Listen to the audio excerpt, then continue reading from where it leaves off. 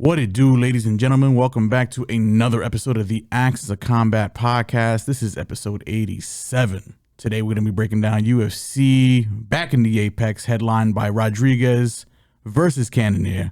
And on the boxing end, we got some Top Rank, we got some Matchroom, we even got some Golden Boy. As always, it's your boy Ray Boogie Kahuna, my co-host. Who go the boss? Who go next? You already know. And before we get into any of that hoopla, you already know the routine. Like, comment, subscribe, follow Facebook, Twitter, Instagram, and TikTok. Everybody enjoying the visual portion of this podcast, don't forget to like, comment, subscribe, and hit the notification bell to stay up to date. And for all of our audio listeners, Spotify, Apple, Google Podcast, you already know. First fight on the card, at men's welterweight, we have Gabriel Bonfim going one-on-one with the Ox fighter, Khaos Williams. Bonfim, 16-1. Fighting out of Brazil, hailing from Brazil, 27 years old. Khaos Williams, the Ox fighter, 15-3. Fighting out of Detroit, Michigan, 30 years old. On paper, striker versus grappler, essentially, right? Gabriel being the grappler, the Ox fighter being the striker. I think this fight basically boils down to if Khaos can stop the wrestling of Bonfim and keeps it standing, it's a 50-50 fight that I can see going to decision, but I don't think it's going to go that way. I think Bonfim is going to be able to get his grappling going in this fight, similar to the way Michel Pereira did against him. I think Bonfim is going to be the first guy to sub Khaos Williams. Give me Bonfim by sub. Yeah, I'm there too. I just think there's too many paths of victory for Gabriel versus Khaos. Gabriel can control him with the wrestling. Gabriel can control him with the cage pushing. I think on the feet it's 50-50. Khaos has a little bit more power, but Bonfim cracks too. So the obvious grappling edge is to Bonfim. I think Bonfim is going to be able to get Khaos down or in the front headlock series and basically sub him out. So we haven't seen Khaos' wrestling tested, and this is going to be the first guy that I think is going to actually engage in getting to those positions to test him. It's not really someone that you want testing you on your first go around in the UFC because Bonfim's a high-level black belt. So give me Bonfim here by sub, but we'll see how it goes later in the week. I think the line's justified. It's 2-1. That makes some sense. So give me Bonfim by the submission. Next fight on the card at women's strawweight, we have Overkill Angela Hill going one-on-one with Caitlin Souza. Overkill Hill is 17-4, fighting out of New York, repping New York, 40 years old. Souza, 15-4, fighting out of Brazil, hailing from Brazil, 29 years old. I think they currently got this fight lined as a pick'em last time I checked. I feel like this is a fight that Angela Hill should win. Souza wasn't really impressed with her second to last performance. Marnik Man, I mean, when you're getting taken down by the sawed-off shotgun herself, I don't think it's a good look. It's a fight that she won, but I mean, it's clear that she kind of struggles with wrestling defense. Angela Hill, who's been primarily a striker but improving her game overall, even at the age of 40, does have some wrestling in her back pocket. I think if she goes to it, I think she can win. My only concern is that Angela Hill in her last fight actually looked a little old. Yeah, she looked like she slowed down a bit. Souza, the thing I like about her is that I think she has some hidden jujitsu if it gets there. But when it comes to the striking, if she gets into a little flow state, I think she's got some wicked inside pocket boxing where she shows some decent movement. She goes to the head and the body. She probably hits harder between the two girls here. I want to pick Angela Hill here. I think she should win this fight. I just got a weird feeling. So I'm going to go for the upset. I'm going to go Caitlin Souza here, probably by split decision, because that's the way all Angela Hill's fights go. Yeah, if you want the real, this is Angela's fight to lose. I do have some concerns after her last fight with Tabitha Ricci as well. She looked a step behind, but I do think Tabitha surprised her a bit, but I don't think that was the whole story. I think Angie just is wearing it at this point. Her foot speed was not there. There was a lot of things that you could noticeably see with her age and her ability to manage distance. With that said, I still think she's the better fighter here. She's never been subbed. She went 5 rounds with Mackenzie Dern, didn't get subbed, and she got taken down multiple times in that fight. Souza, yeah, she knocked out Jerigi, but Jerigi has no chin. And not even knocked her out. She kind of clubbed and subbed her, right? So I think Angela's going to be able to do the same thing that Jerigi did, but she's much more durable. This is Angie's fight to lose, in my opinion. I think Angie probably wins this by decision, but considering the age and considering, where she's at in her career, this fight does stink a little bit. With that said, too, though, Souza does not have the best footwork in terms of closing the distance. She's a sit and plant girl, but Angie's not going to be there to be hit, in my opinion. She's going to keep her on the outside with the teeps, the kicks. This is Angie's fight to lose. I'm going to take Angie by decision. So that's our first disagreement for today, but I'm with you in terms of this fight stinking. It might be a big stay away. Next fight on the card at men's lightweight, we have Flash Jared Flash Gordon going one-on-one with Fernandes. Gordon. Moo.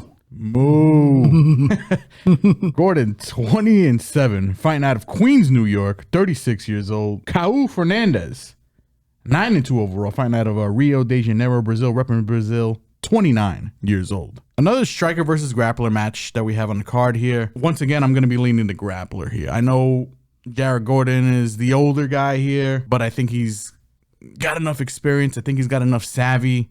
He goes to the wrestling enough where I feel pretty confident in this pick. Fernandes has got like, he's got striking. He's got good striking. He hits hard, uses a lot of leg kicks in, some orthodox, some unorthodox ways. But my problem with Khaos is that I think he's a bit of a gas bag and a little low volume, a little too cautious on his feet sometimes. I think he can knock out Gordon 100% if he catches him with a head kick in particular. But I trust Gordon to be a little smart, get to the wrestling, get to the grappling, take him down, probably even sub him out. Give me Jared Gordon, Flash Gordon, Jared Gordon for the win. Yeah, I'm with you as well with Jared Gordon. He's a high IQ fighter. I think he makes a lot of good decisions in there. He has the obvious grappling upside here. I feel like this line is a little close in terms of it's -175 Gordon, Cal plus 145 in the return. I feel like it's just because of Gordon's age. He lost his last fight to Nasrat, but Nasrat's a little big for the weight class, does put up a ton of volume. Also, that fight, I thought Jared Gordon might have won that fight. You could make it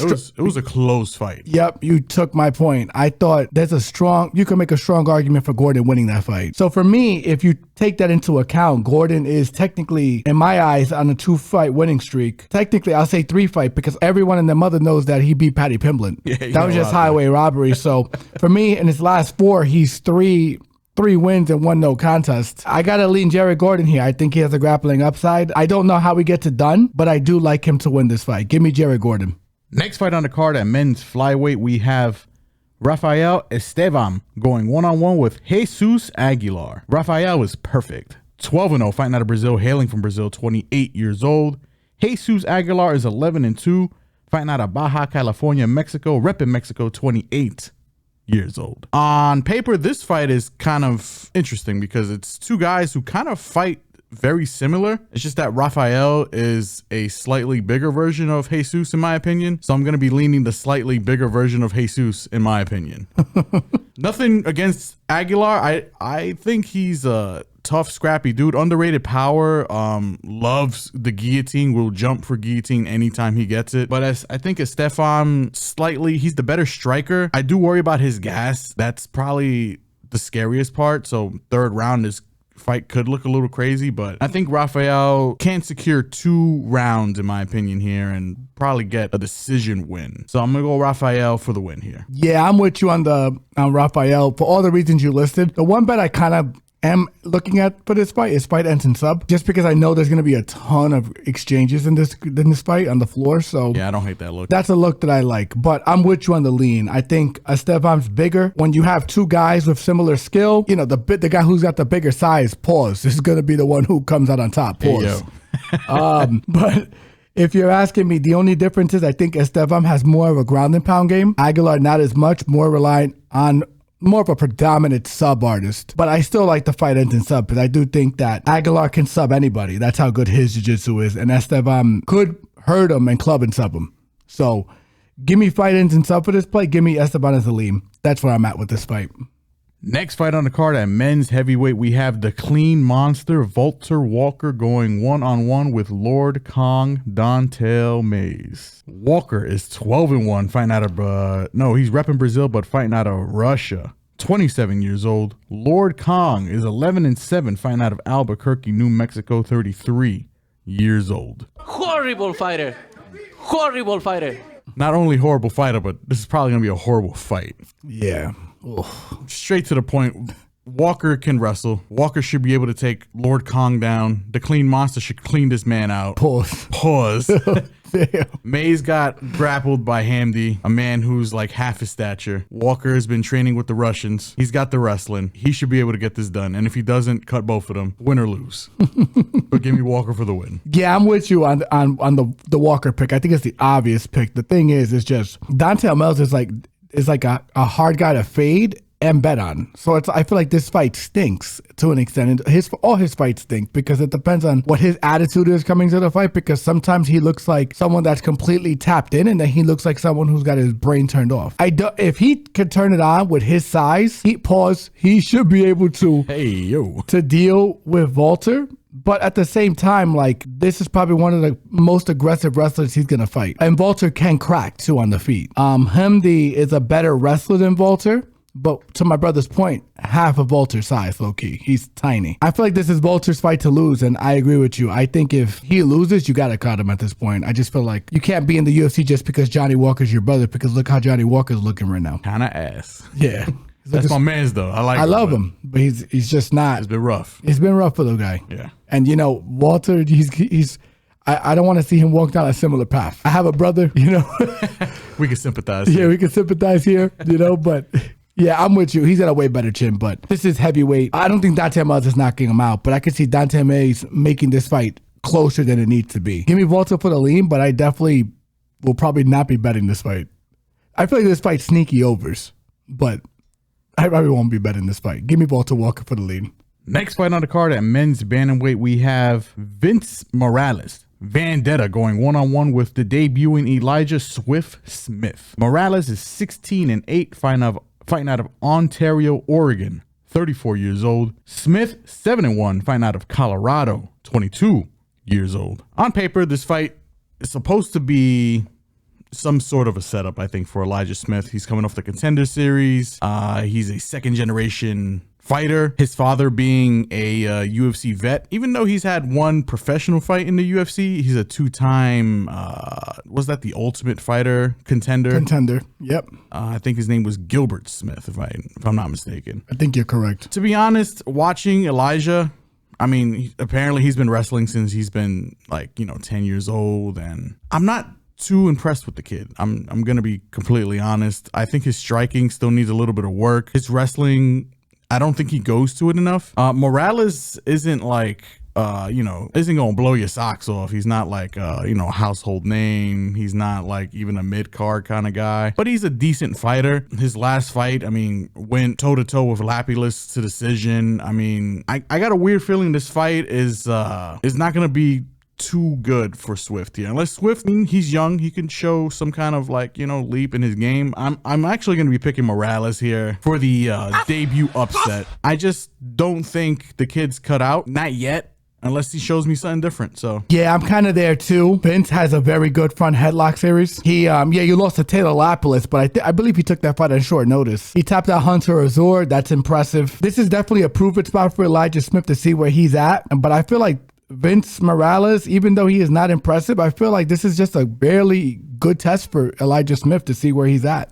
That's how I view this fight. I do feel like Vince is going to have opportunities to lock in a guillotine or lock in a Darce choke. I would love to see what Vince's submission prop is, for sure. I think if it's a big number, I'll play it. And then I would like to see what the split decision props look like as well. But outside of that, I'm with you on the dog shot here. I think Elijah Smith is not that guy. I don't want to say he's a fraud. I think he's just young and he needs time to develop. Yeah, exactly. But I think Vince is more of a completed product. He's not a good product, but he's a product that you can trust in a matchup like this if you want to bet on some value. But give me Vince Morales for the upset, but not with a high degree of confidence. Next fight on the card at women's bantamweight, we have the Raging Panda, Julia Avila, going one-on-one with the Nightmare, Jacqueline Cavalcanti. Avila is 9-3, fighting out of Oklahoma City, Oklahoma, 36 years old. Cavalcanti, 8-1 overall, fighting out of Portugal, repping Portugal, 27 years old. Practically a striker versus striker fight here. Avila, she has the tools that probably could present problems for Cavalcanti, in my opinion. She's got the size, I think she's got the power, and she's got underrated hand speed. She actually throws pretty fast combinations. The issue is I don't think she's that good, and I think Cavalcanti, is the better technical striker. I think she knows how to manage distance a little better. If she doesn't have to worry about any kind of grappling on the Avila side, which I think Avila is capable of, I think this is just a Cavalcanti fight that she should win. So I'm gonna lean Cavalcanti here, probably by decision. I don't really see I don't see Avila outside of some kind of crazy upset doing anything spectacular here. I agree. This is Cavalcanti's fight to lose. She's literally the Jeepers Creepers meme all over again that I always reset in this podcast for inactive fighters. Every 23 years for 23 days, she comes out to eat. She basically fought a year and a half ago at this point. She fought Miesha Tate towards the end of 2023. She got rinsed in that fight. We made a lot of money in that fight because I don't know why the line. Yeah, and it was the ghost of Miesha Tate. Like Miesha Tate is washed. And Miesha did whatever she wanted to her. Then before that, it was 2021, her last fight. Then before that, it was 2020. Yeah. And that's the last time she's had multiple fights in 1 year. Very difficult for me to get behind a girl like that, even though this fight's going to be on the feet. She also talked, if I'm correct, about some of the detail about some of the complications she had with her body after having children. It's just hard for me to get behind her in any capacity against a girl that I know is going to be able to manage range correctly and keep her at distance. I think this is an easy Cavalcanti decision. I think Cavalcanti is going to be able to get the decision. I think she's going to make it look easy. Yeah, that's where I'm at with this. Give me Cavalcanti for your decision. Next fight on the card at men's middleweight, we have the black belt hunter Rodolfo Vieira going one-on-one with Andre Petroski. Vieira is 10-2 overall, fighting out of Brazil. Hailing from Brazil, 35 years old. Petroski is 12-3. Fighting out of Springfield Township, Pennsylvania, 33 years old. Did I say his record? 12-3? I think you did. And there we go. Mm-hmm. Listen, on paper, I think Petroski should probably win this fight. I always favor the wrestler over the grappler. He's got very good takedown defense. I think it's sitting around 80% if I'm not mistaken. He's probably the better striker of the two guys here. Probably. But Petroski, there's something about his fights where there's always something kooky. Some of them are way closer than they need to be. Yeah, which is annoying. He's not, for a guy who can wrestle. He kind of just it's not lay and pray, but it's kind of lay and kind of play. You know what I'm saying? Pause. You know what I'm saying? Like Petroski's got the power to clean out anybody. It's two things. It's the chin and the IQ. Those two things scare me in this fight. For that reason alone, fight ends in sub. Love it. Probably not that crazy. And I think Rodolfo Vieira might get an upset here. I think I can see him being the first guy to choke out Petroski. I think he gets a sneaky win here. The last time I bet against Vieira, I picked a guy who didn't have any takedown defense. And Petrosian, I regretted that immediately. He kind of just burnt them in the first round. Now I'm picking him against a guy who actually has good takedown defense. But if it stays standing, I mean, I don't see it staying standing for long. So give me Vieira by sub for the upset. Yeah, you know what's crazy? He's not even a dog. Is he actually? He's minus 200. Wow. Yeah. Okay, give me Petroski. Shit, I didn't know it was that wide. I get it. I know, and the thing is, you would think Petroski is the better overall MMA fighter, that he would be favored in this fight, but he's not. The thing is, he should win this. He should, but he's a donk. Let's just call it what it is. Like the next guy we're gonna be talking about in the next fight, Budka. He's ass, and I thought Petroski was gonna work him like a summer job, and that fight was way closer than it needed to be. He worked him like a 9 to 5. Yeah, 9 to 5 on a cold, chilly night. You know what I'm saying? And the manager told him to stay overtime. I can't trust Petroski, man. And the thing is, too, here's the other thing. He's fighting at 85. He can make 70. Rodolfo Vieira would have to cut his leg off to make 70. For me, this is a clear Vieira pick. Could Petroski beat him? Sure. This fight does stink a little bit, not much. I think Rodolfo is the rightful favorite. I think Rodolfo is going to be able to get to his positions. I agree with you. I don't think this fight's going to stay on the floor because Petroski is a donk. It's just what it is, man. I just, all the physical gifts, he's just dumb. Can't trust a man like that. Give me Rodolfo Vieira, and I like the fight to end in sub play as well. I think this fight does end in sub. Petroski a gas bag. Rodolfo Vieira a little bit of a gas bag as well. Hopefully this fight doesn't get past the second round. That's where I'm at with this. But Rodolfo Vieira is the lean. Next fight on the card at men's middleweight, we have the golden boy Edmen Shahbazyan going one-on-one with the mindless Hulk Dylan Budka. Horrible. Shahbazyan, 13-5, fighting out of Las Vegas, Nevada, 27 years old. Budka, the mindless Hulk, is 7-4, fighting out of Iowa, 25 years old. What can we say about Dylan Budka that Full Metal Jacket hasn't said about Private Pile?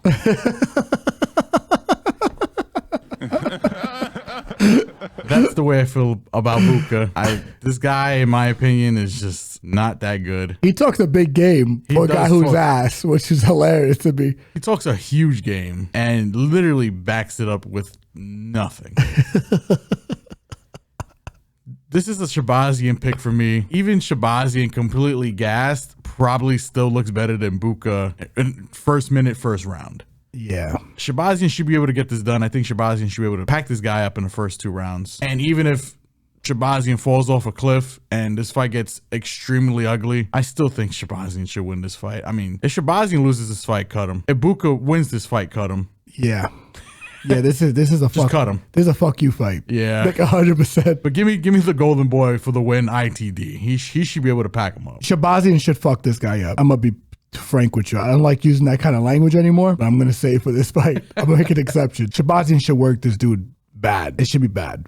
And within the first 2 rounds, he should pack him up. Budka probably could take him down, but he's not very good. Show decent, I guess, improvement in the Petroski fight, but this is exactly why. Like, Petroski's not that good either. And Budka, a gas bag, man. He can't get you down within the first minute, first half a round. He's going to be gasping for air. And this is a guy who should be fighting, according to Dana White, down a weight class. He's small for the weight class, man. And he's going against a big Edmen Shahbazyan whose experience is the far better striker. His experience in situations where, you know, he has to kind of fight or flight, you know. Budka, Buckkiss, whatever his name is, he's ass.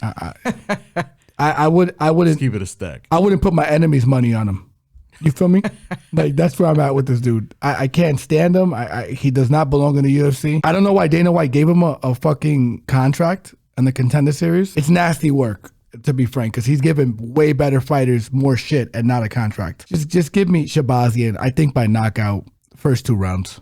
Next fight on the card, at men's featherweight, we have a debut in Jose Delgado going one-on-one with the controller, Conor Matthews. Delgado is 8-1. Fighting out of Phoenix, Arizona, 26 years old. Conor Matthews is 7-2, fighting out of Fall River, Massachusetts, 32 years old. I'm not too high on Conor Matthews. He's a New England cartel guy.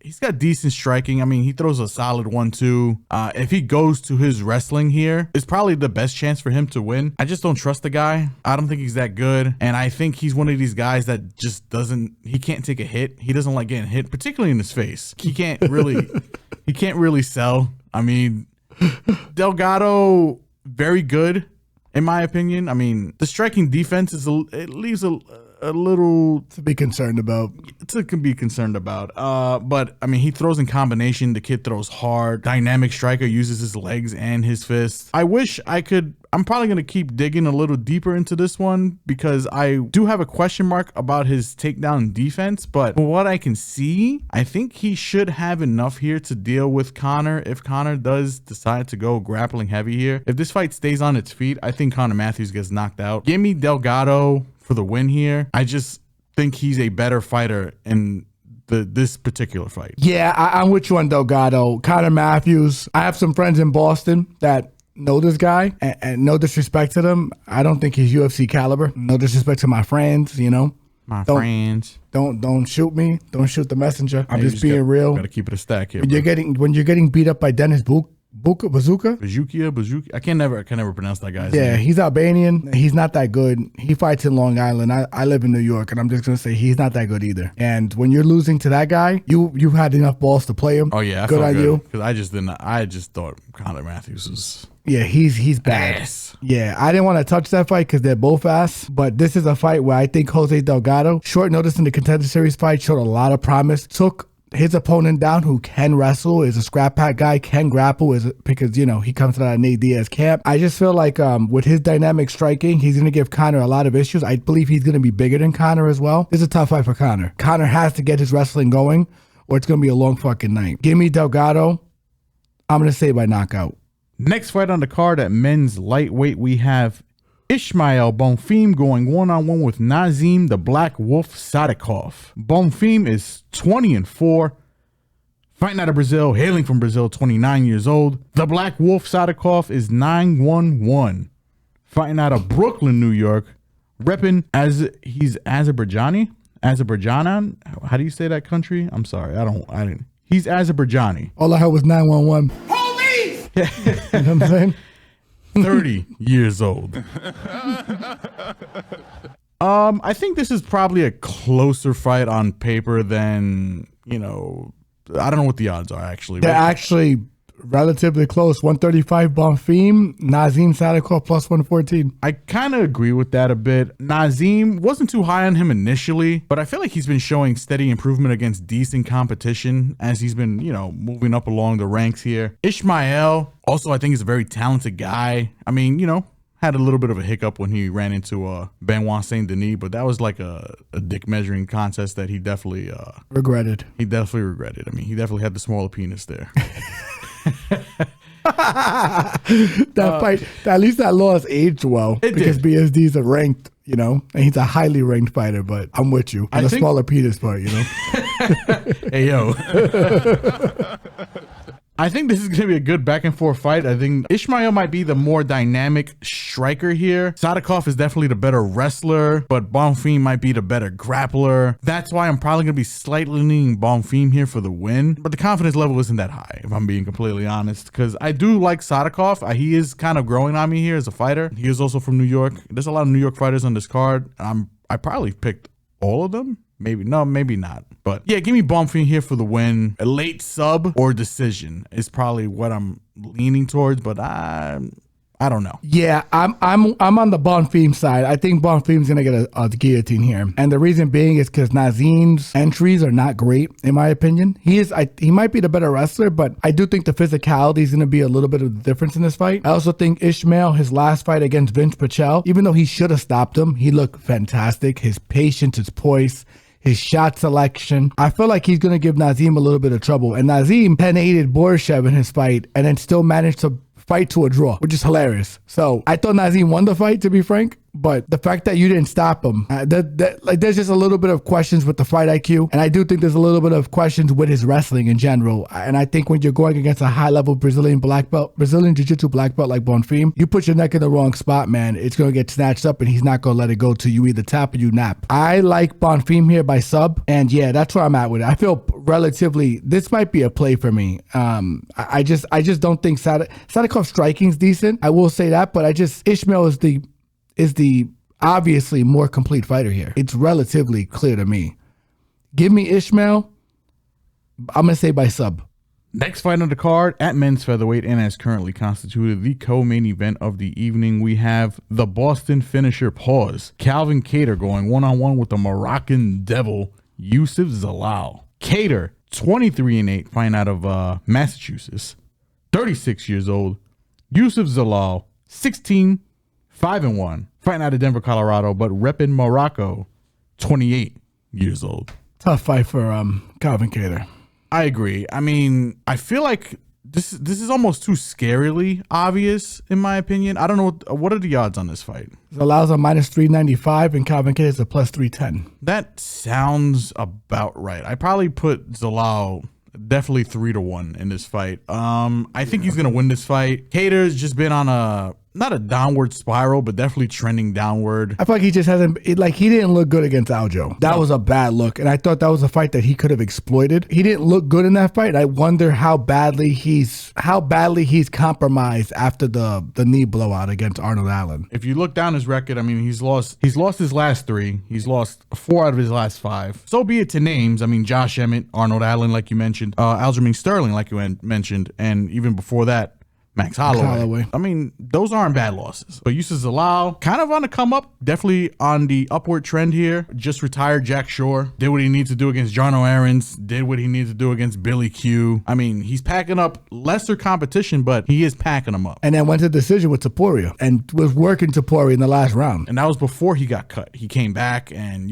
ever since he's been back in the UFC, he's been finishing people. Yeah. And by the way, took that fight up with Topuria on short notice. Like a day or two notice. So impressive. Yeah. I think Zalal gets it done here. I think Zalal unfortunately finishes Calvin Kattar here, as much as that kind of hurts to say, because I am a fan of Kattar. We like Kattar on this podcast. But I think Zalal, ITD, probably by submission if I'm going to keep it a buck. I don't think he should lose this one. It's Zalal all day for me. I think Youssef has figured it out, to be frank. And I think this is definitely his fight to lose. Unless Calvin Kattar looks like the Calvin Kattar that fought Giga Chikadze, this fight shouldn't be competitive, in my opinion. I think Calvin Kattar's shot. It hurts me to say that, man.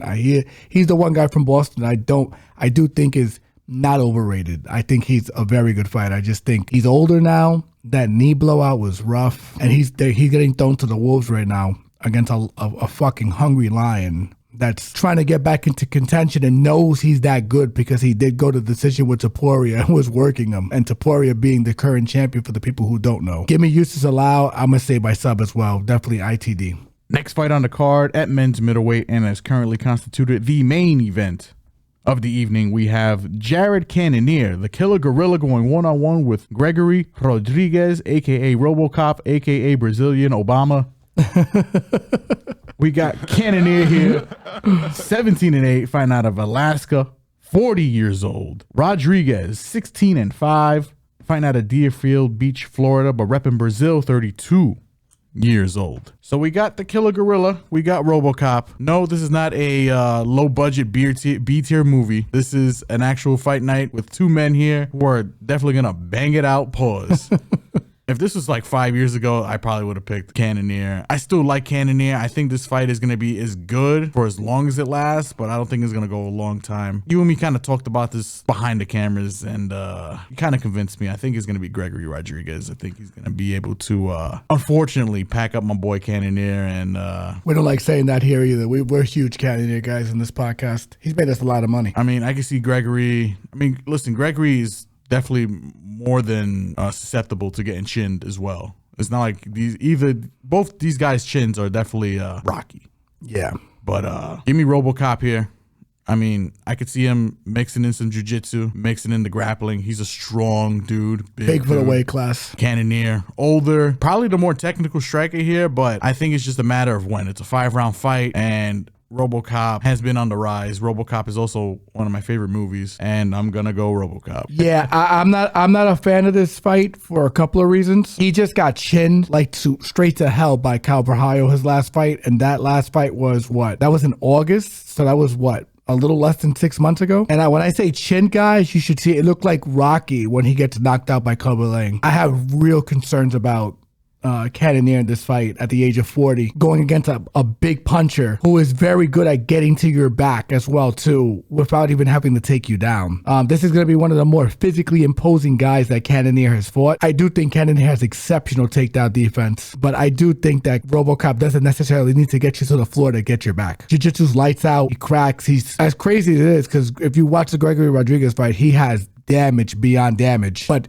I think he has less tread on the tires here. Which, he has a little less, no, not less tread. He has more tread on the tires. I apologize. I'd be impressed if this fight makes it past the third round. Very impressed. Or disappointed, to be honest. I don't know. Either way. Yeah, someone's getting served in this fight. Take the unders. If they said it like a 3.5, 4.5, you take that shit. I do think Rodrigues is going to get it done. ITD. I don't know how, but ITD. And that does it for our UFC Vegas coverage, but we're going to go slide right into the sweet science, and we'll kick it off with a matchroom fight. The main event being Jack Kattar going one-on-one with Arnold Barboza Jr. for the interim WBO super welterweight title. My brother, take it away. Yeah, Arnold Barboza just fought a couple of months ago against Jose Ramirez in a pretty good fight under the Riyadh Turkey card. He won a unanimous decision. I feel like the fight was a little bit closer, but I thought Barboza did win the fight. These boys, both not big punchers, even though Kattar is sneaky powerful. Barboza is going to have 2 inches in reach and 2 inches in size. Actually, no, 3 inches in reach and 2 inches in size on Kattar. But I do think Kattar has sneaky powers I just mentioned.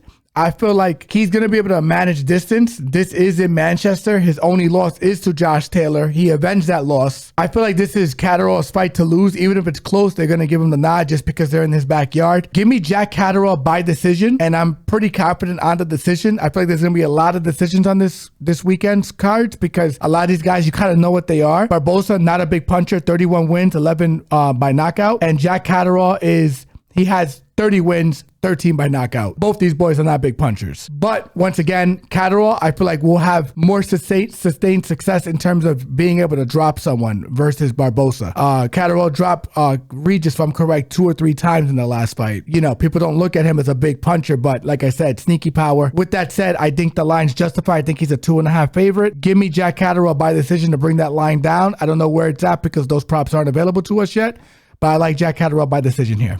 Moving right along, we're going to go right into Golden Boy Promotions, and their main event is Oscar Duarte going one-on-one with Regis Prograis. My brother, take it away. Yeah, this fight is probably going to be the most exciting fight of the weekend. Oscar Duarte, his most recent loss was to Ryan Garcia, where Ryan Garcia was doing his infamous horrible shoulder roll, if you guys recall.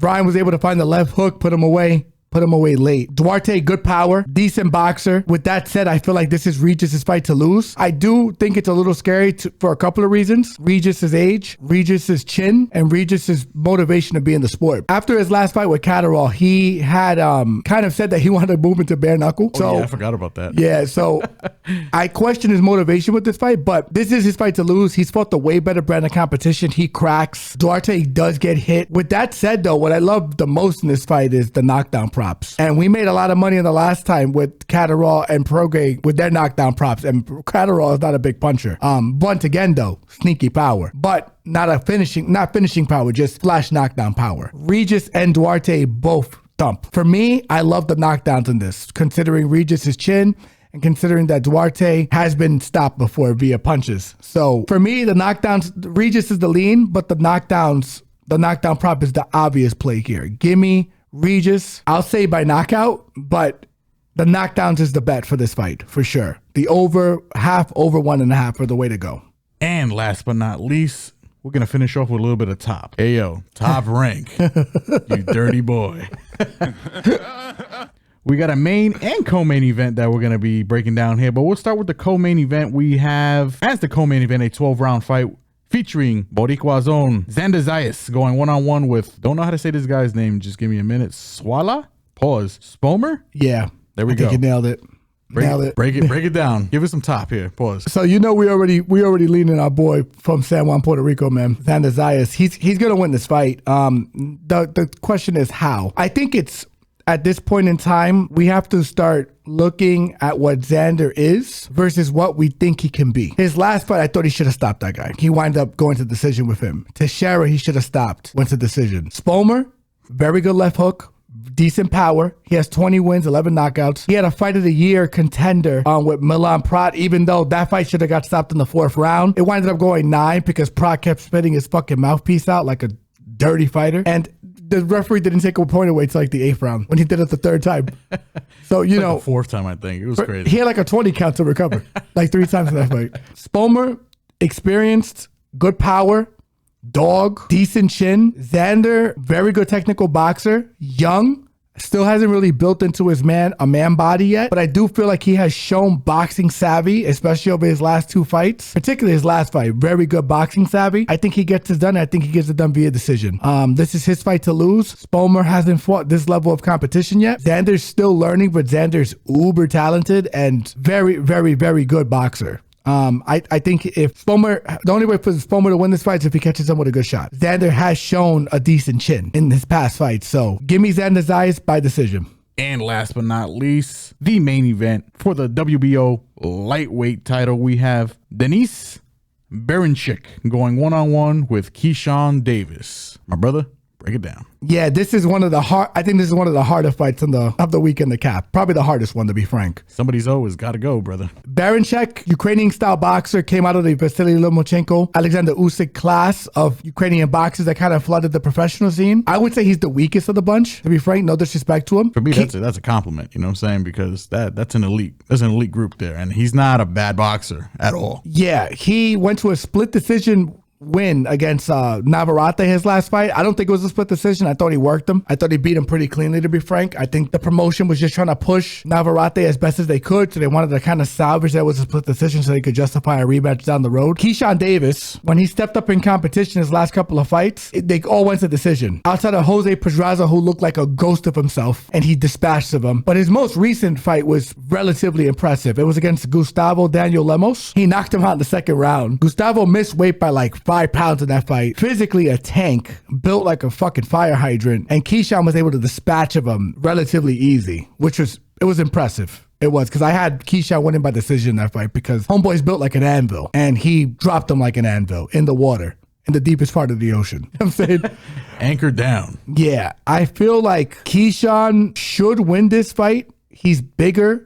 He's younger. Berinchyk is 36 years old, knows how to fight on the outside, has the power advantage. With that said, I do feel like this fight's probably going to go to decision because Berinchyk is a very good technical boxer. Keyshawn, once again, this is his biggest step up in competition. Berinchyk, I feel like, is a little slept on, a little ducked in this division. I think I'm trying, like, as you can see, I'm trying to put my thoughts together as this goes because I feel like this is it's such a hard fight to cap and it's such a good fight. I just feel like Keyshawn's got too many tools and too many gifts to lose to a 36-year-old guy that doesn't have the best footwork, even though he's coming from the Ukrainian boxing style. He does take odd angles. He's just not light on his feet. And I think that might be an age thing. He's also undefeated. He's also never been knocked out. So for me, with that said, I feel like Keyshawn's probably going to get this done via decision. But the way Keyshawn's been talking and the way he got rid of Lemos, I fear that he might stop him with a good shot. He has that kind of power. Give me Keyshawn Davis by decision. But man, that might change as the week goes on. Follow us on all social media platforms to get a gauge on where we're at and where we're at as the fight approaches. But give me Keyshawn Davis by decision, man. But we'll see how it goes. Berinchyk should be able to survive, but it is 12 rounds against a guy who has all the physical attributes and is the bigger puncher and technical. So give me Keyshawn here. And that does it for our combat coverage. We covered some Top Rank, some Golden Boy, some Matchroom, and of course some UFC. But, you know, like always, we're done. This is it. My brother, take us home. You already know the deal, ladies and gentlemen. Like, comment, subscribe, follow Facebook, Twitter, Instagram, and TikTok. Everybody enjoying the visual portion of this podcast, please always don't forget to like, comment, subscribe, and hit that notification bell to stay up to date. And for all of our audio listeners, Spotify, Apple, Google Podcast, you already know. Love you guys. Follow, subscribe. It helps. It's free 99. We're not charging you guys. We're giving you guys some decent picks. If we sound a little sluggish in this podcast, we apologize because we're both a little under the weather. But we got through it. We love you guys. We wanted to make sure we put on an episode for you guys because it's a decent fight weekend, decently bettable fight weekend. This card is better than the last card. So for you, the UFC, because that Australia card was, like, in terms of on paper, not good. No. So very top heavy. Yeah, this card is more complete. Definitely want to get something out to you guys. But love you guys. Holla at you guys. Show some love and support. We'll see you guys next week. Take it easy. Peace.